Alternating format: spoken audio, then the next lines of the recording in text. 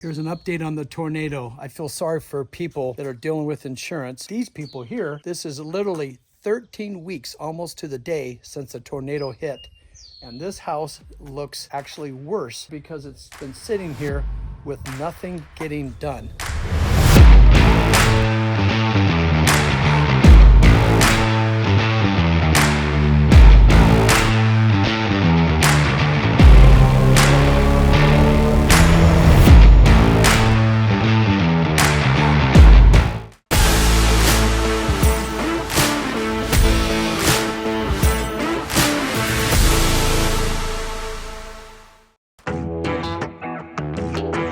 Okay guys, I want to show you, this is a beautiful front door, looks nice. It's a little dirty, it's a wind blown because a tornado hit this house. I got Eugenio inside doing demo. I'm going to take you inside and show you what it looks like when an F4 tornado hits your home. We've already started taking down the doors and we are gutting everything because the roof came off, and for weeks it did nothing but rain inside this house because we were waiting on insurance people to come up with a suggestion on how to fix it. Let's go through, check on Eugenio, and find out why he's making such a mess.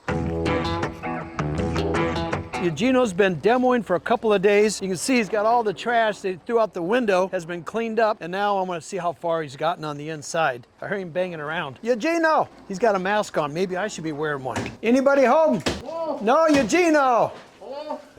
There he is. How's it going? Good. You look better with the mask on. No. Yeah, I think so. So with a tornado house, there's a lot of stuff that gets hidden and there's surprises. And as time went on, we've had engineers come through this home and we've learned that the roof literally lifted, sat back down. Some of the trusses got broken. So we have to tear off the entire second floor roof. Doing so, we're going to keep that on for now for protection while Eugenio takes out all the drywall, all the insulation, because the roof is missing on bits and pieces, but also a lot of water has gotten into. We've had record rains after the tornado, which water, insulation, and drywall, heat equals mold, and that is bad. So we have to tear everything out, get it down to the studs, and here we're in the kitchen to give you some idea. The kitchen cabinets look fine. They're dirty and dusty, but a lot of water got in here. Last thing you want to do, you can just see the drywall up against here. It's like wind blown. You know, it literally, a tornado came through this place. All these cabinets are going to come out because you don't know how much damage is done to them. That is going to be removed. They might be able to reuse them someplace. If you're going to go this far, tearing everything out, why the heck would you try to just say, we think these are okay? We're drawing a line in the sand saying, let's get this thing down to the studs, start over, and get this house, make it like it's brand new again, and that's what we're going to do. So we're also going to be making a few changes to the floor plan. The homeowner has to pay for that, not the insurance. So this house only had a 2-car garage. They did not build this house. They bought it from someone. So we're going to give them a proper 3-car garage, oversized, because they have trucks and vehicles. This property has a barn, so they don't need a lot of garage storage. They have a barn for that. So we're going to add a garage to the front of the house. What I didn't like, and the homeowners didn't either, when you drove up to this home, you saw nothing but huge sides of the house and 2 little garage doors. We're going to change that, make a front porch on the side, and move the garages around the front so when you drive up to the home, it has a better appeal. Curb appeal is so important. Curb appeal, kitchens, and master bathrooms, and we're going to work on that too. I'll take you along for the ride. When people build homes, again, this homeowner didn't design the house, they bought it as is. And it's a classic where somebody probably saw the plan, they loved it because it's got these big, beautiful windows looking out at the view, which makes sense, except that is straight west, which means starting at about 1:32 in the afternoon, these windows have nothing but sun coming into your house, and that is bad sun. You want south sun in the winter, not summer sun coming in. So even though they got nice big windows looking out, you got to put drapes on them to keep the sun out, so the view is gone, right? Also, the ceiling goes up way too tall. It's like 20-some feet high. The room is not big enough to have 20-some foot high ceilings. That's impressive, but what we're going to do is we're going to do a cathedral inside, kind of a vaulted ceiling, and false it inside this room. Get rid of that balcony because that's just a noise that when you're in your house living, all your kitchen noise goes right upstairs and wakes up people in the bedrooms. So they're agreed that's kind of wasted space. Looks great, but it's gone. Fireplace comes out. There's so much water that ran behind that fireplace that there's mold and it's starting to fall off the stone. So we're going to demo all that and rebuild it the right way. And we're going to bring this house into the 2024, 2025. It will be up to speed, looking great. We're going to change the flooring. So you can see we have carpet in this living room, we have tile over here, and we have wood right here in the kitchen. It's 3 types of flooring all together. It needs to be one surface all the way through. That will change. The kitchen's going to be updated. It's going to be some cool stuff. I'll take you along and show you as we're making these design changes with inside the building envelope. It's going to turn out fantastic.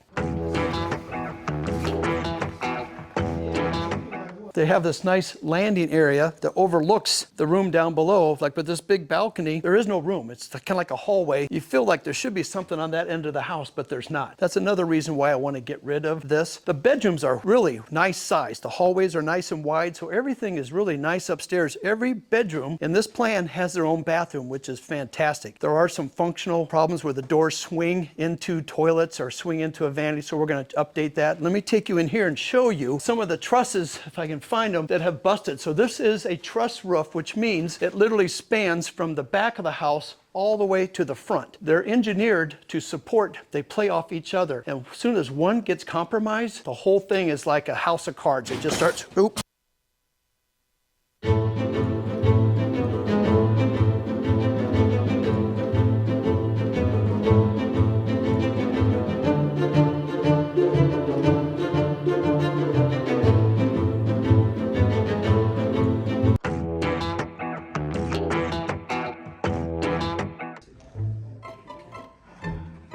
This is a design flaw to put the toilet right in the middle of the bedroom, but you guys let me know what you think, if this is a good spot for a bathroom.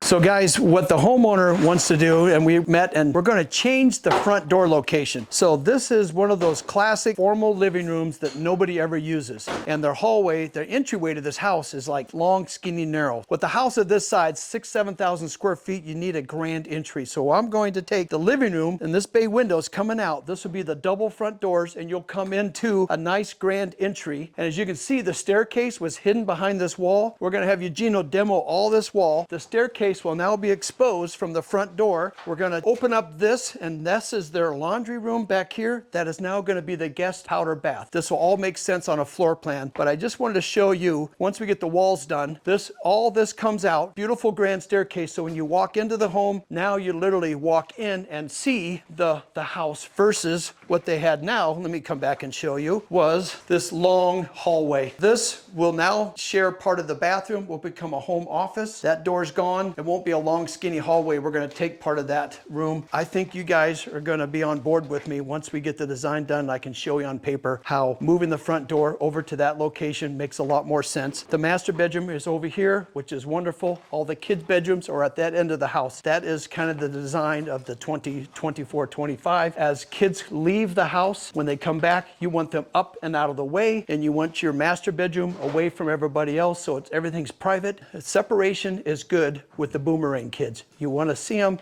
but you don't want to hear them, and so they're up and out of the way. Eugenio, hey, you need to put something in front of this, and that is not the toilet, Eugenio. It's over there.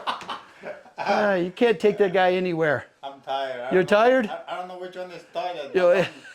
Yeah, don't spend the night in this house. We'll get you to your van. You've been working hard. He's got a couple of guys helping him, and demoing, it's not easy work, is it, Eugenio? Sometimes it's easy, but sometimes no, this one here, yeah, because you have to be careful, because some of the stuff, we're not tearing everything out. All the plumbing's staying in place.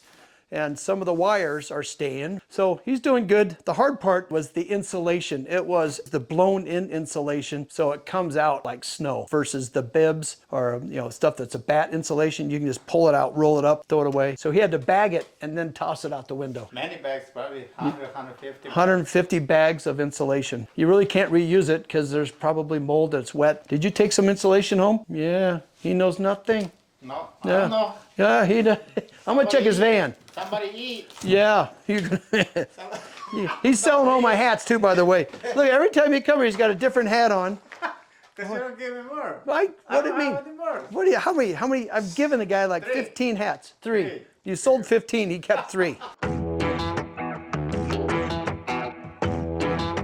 All right, guys, so the tornado house we just toured, it's gonna be a long project. I'm looking forward to doing it. We got great people that I'm gonna be working with. We're starting off with Eugenio. Once again, he's catch-all, do-all. He's got to demo a lot of stuff, get it all the way down to the studs. And what's real important thing about getting this house cleaned up is their young daughter has leukemia. They learned shortly after the tornado, which is how much can a family take? Their house blows down, their daughter gets leukemia. She's doing well, by the way, so that's great news. But it's super important that we get this house free of mold. There cannot be any of that in there. So that's why we're stripping everything out. We're gonna clean it up real good, bring in the professionals, but even more so, we're gonna be able to make some design changes. And I'll show you a lot of that and get you guys involved, and looking forward to your opinion, because not everybody gets a chance to redo their house. So that's the silver lining in a tornado home. You can come back, make some changes, because you got to live in it for a while, because I hear it all the time. Next time, if we ever decide to build a house again, we're gonna do this different. Well, they got a next time thanks to Mother Nature. We're doing some great design changes, and I think you guys are really gonna like what we're doing. So I hope you stick around for the ride and watch all the stuff we got going on. And as always, I appreciate you watching. I'm Brad the Builder.